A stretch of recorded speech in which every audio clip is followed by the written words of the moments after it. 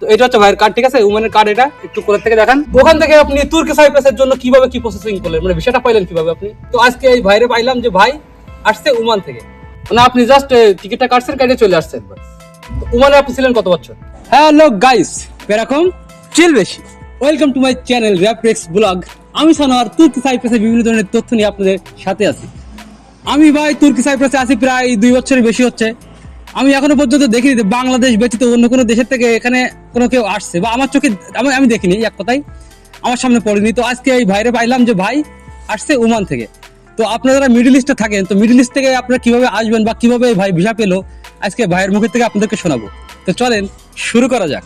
ভাই আসসালামু আলাইকুম। ওয়ালাইকুম আসসালাম। কেমন আছেন? আলহামদুলিল্লাহ ভাই। ভাইজানের নামটা কি? আমার নাম মোহাম্মদ আব্দুল সালাম। আব্দুল সালাম ভাই। তো আব্দুল সালাম ভাই দেশের বাড়ি কোন জায়গায়? আমার দেশের বাড়ি রংপুর। রংপুর ডিস্ট্রিক্ট। তো যাও, আপনি তো বাংলাদেশ থেকে আসেন, আপনি তো বলছেন আমারে। না, আমি ওমান থেকে। ওমান থেকে আসছেন আপনি। তো ওমানে আপনি ছিলেন কত বছর? ওমানে ছিলাম 12 বছর। 12 বছর। তার মানে তো ওখানকার মনে করেন অনেকদিন ধরে যেহেতু আছেন পুরনো লোক। তো ওখান থেকে আপনি তুর্কি সাইপ্রাসের জন্য কিভাবে কি প্রসেসিং করলেন, মানে ভিসাটা পাইলেন কিভাবে আপনি? আমার এখানে লোক ছিল ভাই, আমার চাচা ছিল, ঠিক আছে না, চাচা আমার ভিসা দিয়েছে। আচ্ছা। তারপর আমি ওখান থেকে টিকিট কেটে চলে গেছি, আর কিছু করা লাগেনি আমার। মানে এখান থেকে আপনার যে চাচা আপনার নামে একটা পারমিট বের করছে, জি। যাক কোথায় যে ভিসা না হলে তো আর হবে না। তো ভিসা করার পরে আপনি ওখান থেকে নিজে টিকিট কাটছেন? হ্যাঁ, মানে ওখানে কোনো দালাল টালাল কেউ কিছুই ছিল না? ওখানে কিছু ধরা লাগে না, ঠিক আছে, ওখানে টিকিট কাটছি, আমি চলে গেছি। আচ্ছা, ইমিগ্রেশন আসার পরে কোনো ডিস্টার্ব হয়েছে, কোনো কিছু এরকম কোনো ঝামেলা? এরকম কিছু হয় না। মানে আপনি জাস্ট টিকিটটা কাটছেন, কাটে চলে আসছেন বাস। তো আপনি যেহেতু 12 বছর ছিলেন ওমানে, তাহলে তো ওমানে যদি কেউ ভিডিও এখন দেখে, অবশ্যই তো আপনার কলিগ টলিগ যারা আছে কমবে, তারা তো অবশ্যই আপনি চিনবে নাকি? অবশ্যই। তো আপনি যে ওমানে ছিলেন, আমার দর্শকরা হয়তো বা বিশ্বাস নাও করতে পারে, আপনার কোনো কার্ড টার্ড কিছু আছে ওমানের? অবশ্যই ওমানের কার্ড আছে। ভাই দেখাচ্ছে, দেখেন ভাই ওমানের কার্ড আছে এখানে। তবে আসলে ভাই আপনারা যারা মিডল ইস্ট থেকে আসতে চান তুর্কি সাইপ্রাসে, তো তাদের উদ্দেশ্যে ভিডিওটা তৈরি করা, কেননা এই ভাইরে আমি আজকে পাইলাম, কোনো না কোনো ভাবে ভাইয়ের সাথে আমার দেখা হইলো। তো এটা হচ্ছে ভাইয়ের কার্ড, ঠিক আছে, ওমানের কার্ড। এটা একটু কোলার থেকে দেখান। এটা হচ্ছে ভাইয়ের ওমানের কার্ড, এই ফিট দেখেন। তো মনে করেন যে ভাই ওখানে ছিলেন কত বছর? 12 বছর।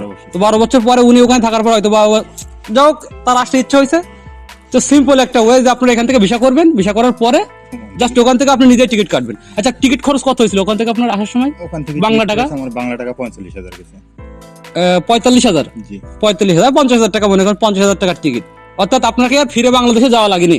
না, আর না, কোথাও যাওয়া লাগে। অনেকে দেখাচ্ছে, অনেক দালাল কি করে, অনেক দালাল দেখাচ্ছে মালয়েশিয়া কিংবা মিডল ইস্টের অন্যান্য কান্ট্রি থেকে বলে যে আপনারা দেশে আসেন, দেশের থেকে আবার ফ্লাইট করাবো।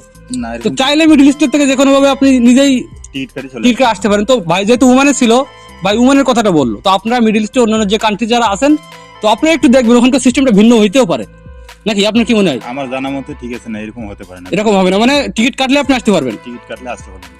তো আমাদের যারা মিডল ইস্টের ভাই ব্রাদার, যারা প্রবাসী ভাই ব্রাদার আছেন, তো তাদের উদ্দেশ্যে একটা কথাই বলবো যে আপনারা যদি মিডল ইস্ট থেকে তুর্কি সাইপ্রাসে আসতে চান, প্রথমত আপনাদের এখানকার একটা ভিসা করতে হবে। ভিসা করার পরে আপনি টিকিট কেটে খুব সহজে আপনি ওখান থেকে ফ্লাইট করে এখানে আসতে পারবেন।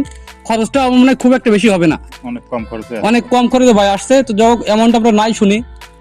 তো ভাইয়ের জন্য অনেক অনেক ধন্যবাদ, ভাই ইনফরমেশনটা আমাদেরকে দিল বা আপনাদেরকে দিল। তো সবকিছু মিলে ভাই আপনাকে অনেক অনেক ধন্যবাদ এবং শুভকামনা।